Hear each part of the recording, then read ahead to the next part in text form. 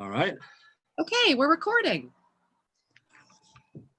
Good evening. Welcome to Creatives, and I'm Ken Lehnig. And today I have a very special guest, my very creative daughter. And we're going to have a master class on creativity. And I predict that, and I'm pretty sure it's going to happen. Hello, Annalyn. Pop, I'm happy to be here. Glad you're here too. Listen, this is great. Give a little background on yourself so people know who they're talking to. Well, I guess in terms of creativity, being your daughter, I certainly was inclined to self-express from a pretty young age, and pretty naturally. I was in ballet and then was really drawn to being an actor. So I started doing musical theater when I was about 10 or 11 and continued on that trajectory through high school. And then I went to college at Cornish College of the Arts in Seattle, which is a small art school. And I graduated there in theater with a degree in theater with an emphasis on original work. So writing and directing and performing my own work. So I have 2 one-woman shows that I have written and produced and performed, along with a play that I co-wrote and performed, and other small collaborative projects here and there. And I also you've also done these plays. Tell us where you've done them. That's pretty impressive. Yeah, I've shared my own work here in San Diego, where I am currently, New Orleans, where I lived for a number of years, Lewiston, Maine at Bates College, where I teach theater, collaboration, and clown to kids every summer. And in Minnesota, I performed my work in Minneapolis, and in New York, in Brooklyn, my work was presented just before the pandemic. Perfect timing. You've seen them all. It's amazing. But I think we need to talk a little bit about, I mean, your credentials are exemplary, and people should know that when you speak, worth listening to. So let's talk a little bit about your process in terms of writing. I mean, because you write them, you develop them, and your work is also physical. There's a dance element to your work, as well as a brilliant book in each of the things you do. Talk a little bit about that, because your expression is multifaceted. It's dance, it's book, it's remarkable. So just explain a little bit of your process in that way. Well, I think that certainly when I was in school for drama and theater, I guess you can say my way in to a character was always through the body. That just came very naturally. I think that I'm pretty embodied, and finding the body of the character always, that was the way in to the text. So I've been in the dance world for many, many years, just because of my friends and teaching in a dance festival. I have enormous respect for dancers. And now, in terms of generating my own work, it's hard to say. I mean, I hesitate to say, well, this is what I do, because I think whatever the work is, whatever it needs to be, I sort of surrender and listen to how that is going to come in. So sometimes, I mean, with this last work that I did with LAMB-WOLF, I had an idea, I had a concept, and then I went into the studio and started moving. And then out of that and playing around with the physicality, music is very important to me when I'm developing something new. Then the text came later, and I wrote it later. But for the Circus Lovesick, which I wrote now almost 13 years ago. I had a concept. My director at the time and we had a concept for what it was going to be. Both came from dreams, which is an interesting thing. I'm intimately connected to my subconscious, so that's a really important component for my process. But that work had a concept, then wrote it. Then in a more traditional theatrical process, we had the text and we started putting it on its feet, as it were. LAMB-WOLF was a little different, mostly because I was alone and I didn't have a director. I worked with musicians. I brought musicians into the room and I brought dancers into the room, but never just one person directing me. But yes, physicality is very important. And yeah, I think that's all I'll say. Does that answer your question? Is there anything else? It does. I think, and you also hit on a couple points. I think what people call the muse. I hate to say it because one of the things I hate when people tell me is, "Oh, you're so talented." Well, that's almost insulting to a creative person because, as you say, you did so much work and to develop your skill sets in order to do what you do. There can't be an end product unless all those skill sets are well developed. And talent comes from effort, comes from work, comes from being connected to the muse, if that's the right way to look at it, or I call it the universe or whatever. There's something that comes in. Is that true for you? The process comes to you? Does it come, or is it a case of synchronicity? You see something and it springs something in you. How does that come to you? Well, I think that at least historically, whatever it is I create is something that I need to, it has to do with themes or whatever is going on in my own life. It's a way for me to work it out a little bit. It's a way for me to understand it. It's a way for me to, I don't know, it's also part of my my self-work, I think. So it's cathartic. Yeah, it is. Oh, yeah. But I don't know if I agree with you that talent I mean, I think it's sort of being talented, although I feel that I'm talented and know that I'm talented. I don't really think that matters very much if I'm not doing the work. That's my point. That's actually my point. There's like a saying that, like, you know, it's some great percentage work and some small percentage talent. I mean, there are plenty of very successful artists who I'm not particularly into their work, but they're doing work. And so I think I'm lucky. I mean, I think that I'm aware of my gifts and grateful for my gifts in a way that I've never really been grateful before, and feel that because I have these gifts, part of the work, it's really in the spirit of generosity. I feel like it's meant to be shared. So that's so psychic. That's that way. I think I certainly was far more narcissistic and self-flagellating and critical and a real perfectionist in a pretty negative way for many years when I was much younger. I've really come to understand how important owning one's talent and owning one's worth as an artist is, and also sharing and giving it away. That's the lovely thing. I make the case that we make light, and that the light has to be shared at the end when the artist says this work is done, this is complete. And by the way, the artist is the only one who can say that. Right.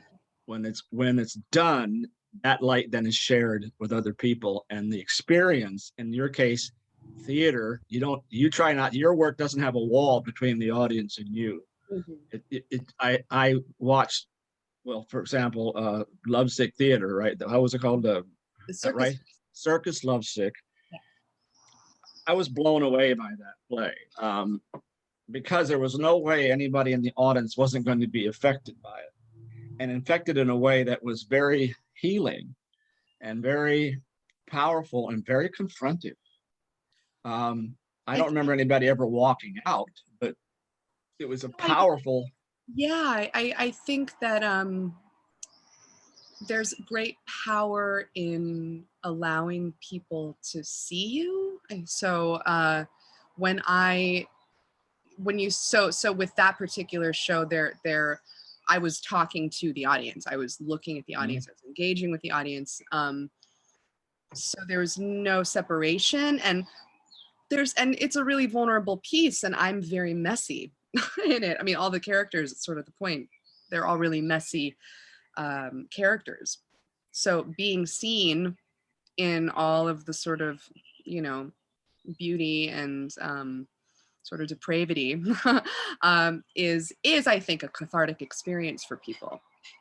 I think it's very much the experience, because what happens is the character becomes you. And I don't even know if you're male or female, it affected you. I mean, you sat there uncomfortably. Or non-binary, or non-binary might be better the way of saying it, because you were just all humans, right? All well, you were put in the skin of the performer of that, whatever performer was playing at that time. You're in the skin of that performer, and that's what I mean by not being able to escape. I mean, you're in the skin when you watch that, and I've seen it 4 times now, I guess, and every time it affects me exactly the same way. Very profound writing, and I just love you for that. It's a great thing, and I think it was a gift to everybody who ever saw it. And by the way, can they see it? Did you have any of those pieces like on your website or something? I do have little clips on my website with opportunities to see my work in the future. We'll see. That's Annalyn.com. Yeah, AnnalynLehnig.com. Full disclosure, it definitely needs an update and needs a makeover. So this is good incentive to get to that. We'll put that as a link to Annalyn Lehnig, LEHNIG.com, right? Yeah. So you can see what she does. It's just amazing. Let's get a little esoteric. I think this is interesting. What in you has you be a creative person? What in you? What is the genesis of that for you? Tough question. Sorry. I don't really know. I just know, I don't know what the genesis of it is. I do know that just speaking from my experience as a child, and also having taught children theater and clown for many years and collaboration, I just remember always wanting to make things, whether it was making up a dance with my best friend in the garage, or writing a song, or drawing. And also I think that I was lucky because I had my parents, I had you guys who were very supportive of really whatever self-expression I felt inclined to share or explore. So I think that I was lucky because it was nurtured, whatever, and I don't know where it comes from, but it was nurtured in me. It was recognized, it was nurtured. Somewhere along the line, I think my own perfectionism and maybe becoming an adult, like kind of perverted it a little bit, because it stopped really being about, which I think happens, but I definitely went through, I think that I still battle with this, that it's about play, and it's about curiosity, and it's about trying to understand things and make sense out of things. And that curiosity, I think, can be lost the older we get. And there's just so much emphasis on the product and what it is we make, and is it good enough, instead of the freedom of just doing it because it's fun. I mean, I think I just really had fun creating, and also, but I took it seriously. I think that I was, even in my creativity when I was a child, it still was serious to me. I have a great story. My childhood best friend, I still remember this. We decided that we wanted to write a song. We were each going to go off and write a song about whatever, whatever we decided to write about. Had a certain amount of time, and I remember just twisting my brain, trying to write this really amazing song. And we came back and we shared the songs, and her song was out of this world good. I mean, it was like, I couldn't believe it. It was so amazing. I was, really like poring over it and just in pain and agony. I couldn't write this great song. And then, I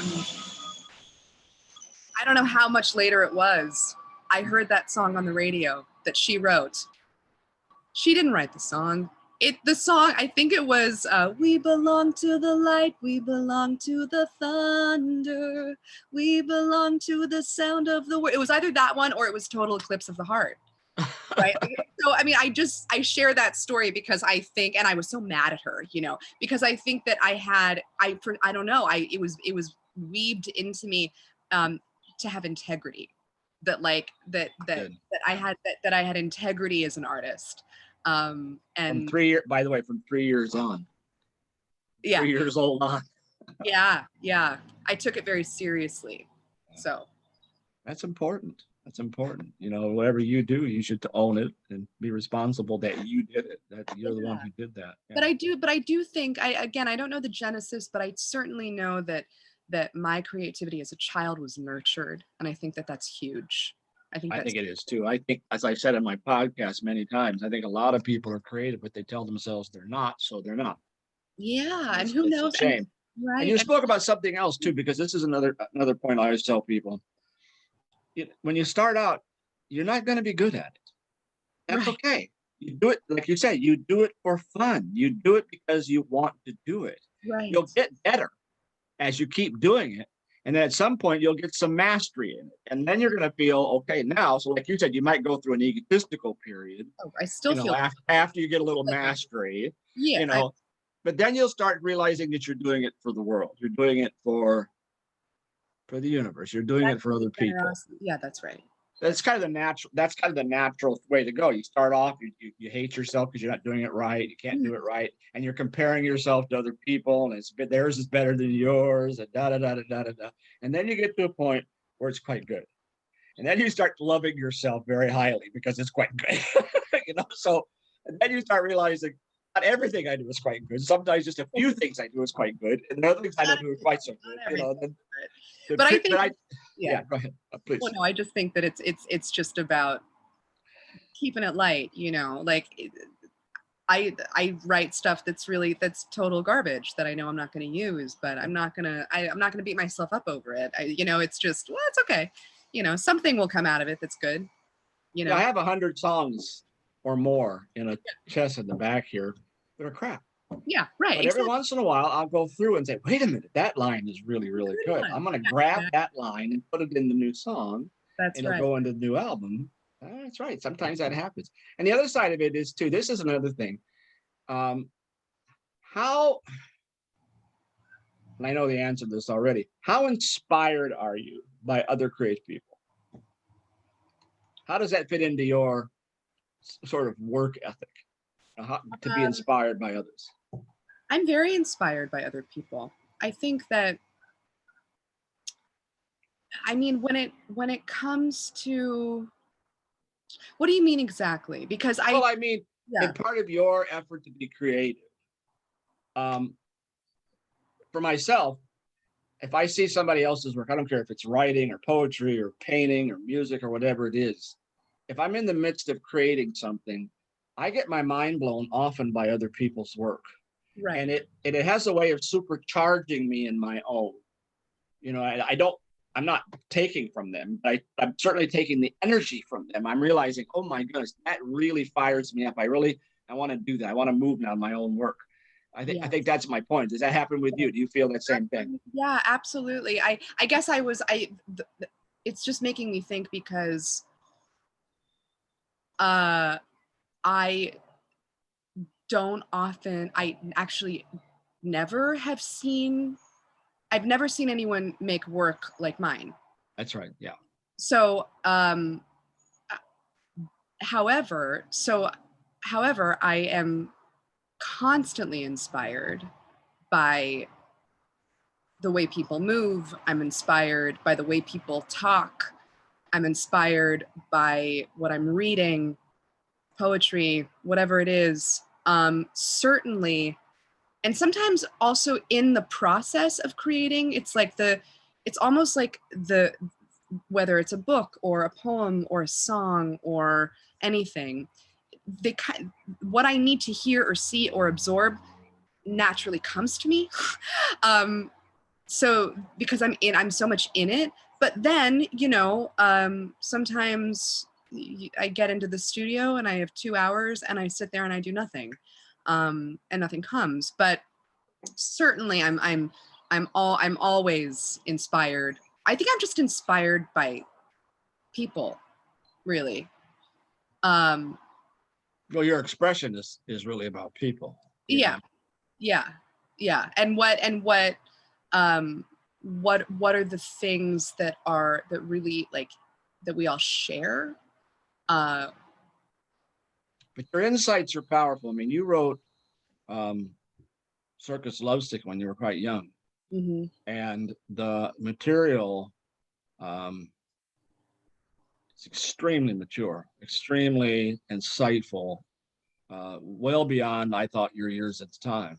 Mm-hmm. So the question really was, where does that come from? I mean, I think I can remember being a kid and being very socially sensitive. I think I've always paid attention to human behavior and how people move and how they talk and how they interact, and more than anything, a kind of obsession with trying to understand why, like what is going on with them, that they do that thing, or that they talk in that way, or what's really going on underneath what it is I'm seeing. So even at a very young age, I was paying attention to that. So I think that certainly informs maybe why I was able to write something that was perhaps beyond my own experience, probably because I had seen it or felt it on some level, but had been paying attention to.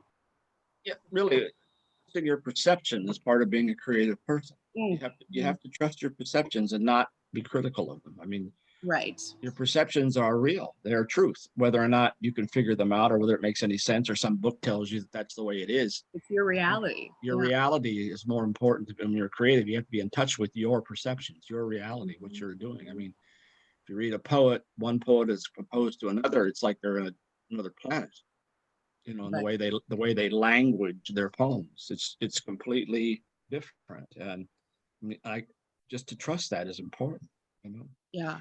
I think probably we should close it out. I'd like to do this again with you. I would like This is great. I think this is a very powerful conversation, and we'll have it again. Great. Thank you, Annalyn. Thanks, Dad. My pleasure. See you soon. See you soon.